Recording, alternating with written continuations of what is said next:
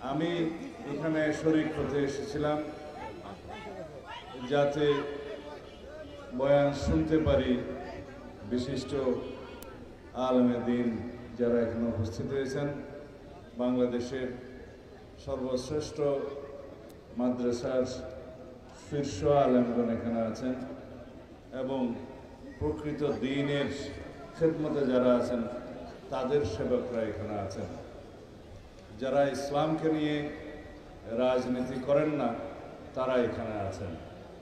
যারা দ্বীনকে পহেলা মনে করে তারপরে দুনিয়া মনে করে, দ্বীন পহেলা বাদ মে দুনিয়া, তারা এখানে আছেন।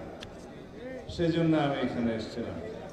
আমরা বাংলাদেশে সবসময় বিশেষ করে নির্বাচনের আগে ইসলামকে রাজনীতিতে ব্যবহার করার এবং বিভিন্ন তরিকায় ব্যবহার করার রাজনৈতিক ফায়দা হাসিলের জন্য আমরা লক্ষ্য করি।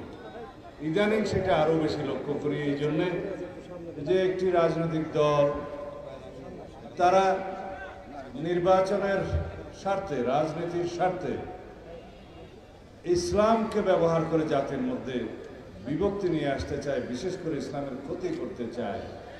সেই জন্যেই বাংলাদেশে এখন আজমতে সাহাবা সম্মেলন আরও বেশি বেশি হওয়া দরকার।